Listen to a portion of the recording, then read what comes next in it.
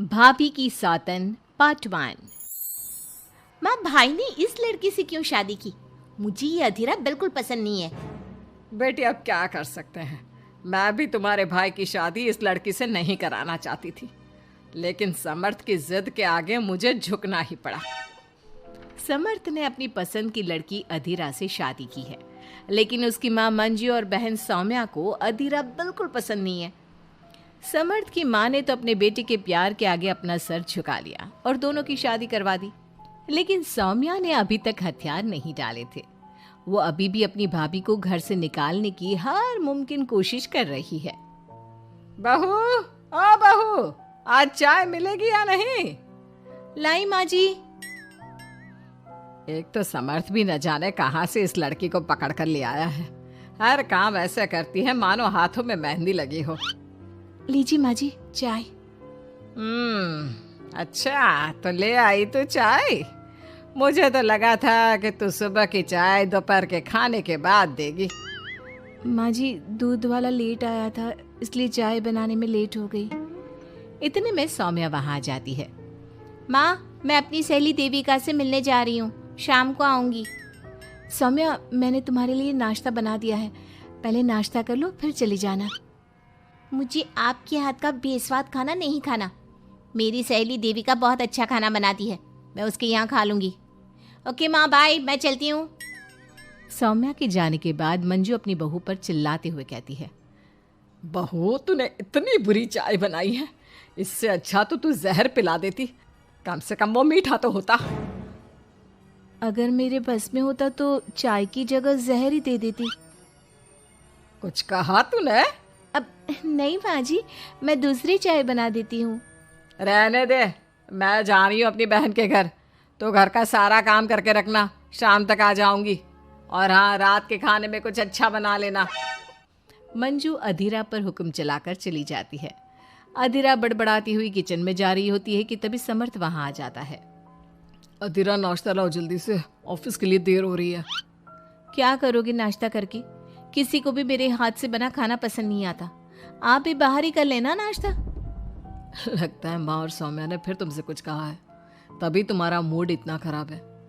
तुम माँ और सौम्या की बातों का बुरा मत माना करो।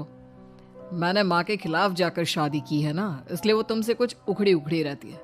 लेकिन मुझे पता है, जिस तरह तुमने मेरा दिल जीत लिया, उसी तरह तुम माँ और सौम्या का दिल भी जीत लोगी। बातें बनाना कोई आपसे सीखे। अब आपको ऑफिस के लिए देर नहीं हो रही? हो तो रही है, लेकिन सोच रहा हूँ सौम्या और माँ घर पर नहीं है, तुम दिन भर अकेली घर में क्या करोगी? मैं आज ऑफिस की छुट्टी कर ही लेता हूँ। नहीं नहीं नहीं, मैं घर में अकेली रह सकती हूँ, आप ऑफिस जाओ। चलो जाओ और अपना काम करो। समर्थ ऑफिस चला जाता है और शाम को जब सभी घर आते हैं, अधीरा सबके लिए बड़े प्यार से खाना तैयार करके रखती है। सौम्या सबसे पहले किचन में जाती है। अरे वाह, खाने की तो बहुत अच्छी खुशबू आ रही है, लेकिन मुझे इस खाने का मजा किरकिरा करना ही होगा। सौम्या खाने के अंदर बहुत सारी हल्दी डालकर चली जाती है। उसके बाद अधीरा सबके लिए खाना लगाती है, लेकिन किसी को भी खाना अच्छा नहीं लगता। छी भाभी, कितना बुरा खाना बनाया है। इससे अच्छा तो आप हमें मना ही कर देती कि आप खाना बनाएंगी ही नहीं, तो हम बाहर से ही कुछ अच्छा खाकर आ जाते। कम से कम हमारे मुंह का स्वाद तो नहीं बिगड़ता। बहू, तूने हम सबको सुबह बिना खाना खाए निकाल दिया, और अब भी हमें बिना खाना खाए सोना पड़ेगा। क्या करती हो अधीरा? तुम्हें खाना बनाना भी नहीं आता क्या? दिमाग खराब कर दिया। समर्थ गुस्से में वहां से चला जाता है। उसके पीछे पीछे सौम्या भी जाती है। भैया, हमने आपसे कितना मना किया था कि इस लड़की से शादी मत करो मत करो, लेकिन आपने हमारी एक नहीं सुनी। आप मेरी सहेली देविका को तो जानती हो ना, सुंदर होने के साथ साथ हर काम में माहिर है। सौम्या देखो, मैं वैसे ही परेशान हूँ, तुम मुझे और परेशान मत करो, जाओ यहाँ से। सौम्या ने समर्थ के दिल में अधीरा के लिए नफरत डालने की कोशिश की। अगली सुबह अधीरा जल्दी सोकर उठी और सबके लिए नाश्ता बना लिया, लेकिन समर्थ बिना कुछ खाए ही ऑफिस के लिए निकल गया। सौम्या भी ये सब नोटिस कर रही थी। उसने देविका को घर पर बुला लिया। देविका, आज भैया बहुत गुस्से में है, आज तुम ऐसा खाना बनाओ कि भैया उस अधीरा की तारीफ करना भूल जाए। सौम्या, तुम ये सब क्या कर रही हो? तुम्हारा भाई शादीशुदा है, वो कभी मुझसे शादी करने के लिए तैयार नहीं होगा। लेकिन तुम तो भाई से पहले से ही प्यार करती थी ना। हाँ करती थी, लेकिन ये उन दिनों की बात है ना। चुप रहो तुम। अगर तुम्हें भैया को पाना है तो तुम्हें वही करना होगा जो मैं कहूंगी। सौम्या ने जैसा जैसा कहा देविका ने वैसा ही किया। देविका ने बहुत ही स्वादिष्ट खाना बनाया। शाम को सभी लोग इकट्ठा हुए और सबने एक साथ मिलकर खाना खाया। इतना मजेदार खाना खाकर सबने देविका की खूब तारीफ की। समर्थ ने अपनी पत्नी को ताना देते हुए कहा, अधीरा, देविका ने कितना अच्छा खाना बनाया है। तुम्हें देविका से खाना बनाना सीखना चाहिए। अब तो ये रोज की बात हो गई। सौम्या हर बार देविका को अपने घर बुलाती और किसी न किसी बात पर अधीरा को शर्मिंदा करती। सौम्या अपने भाई की बात देविका से कराने लगी। अब समर्थ भी देविका से प्यार करने लगा। सौम्या ने अपने भाई से कहा, भैया आपको देविका पसंद है ना?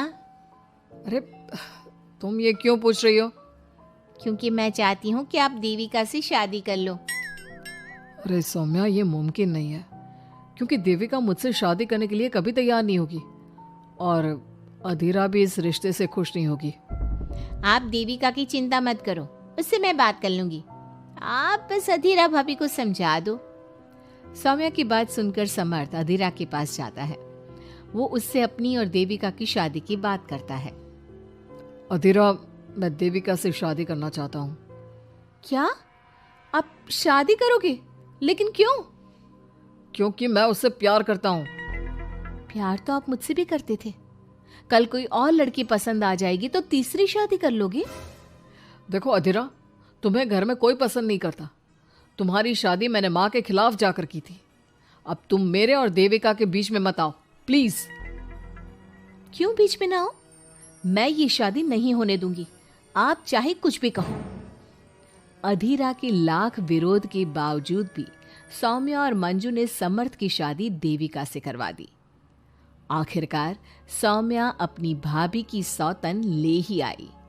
शादी के बाद देविका ने घर में आते ही घर वालों के साथ कैसा सलूक किया और अधीरा के साथ क्या हुआ, ये सब जानने के लिए इंतजार कीजिए हमारे अगले एपिसोड का।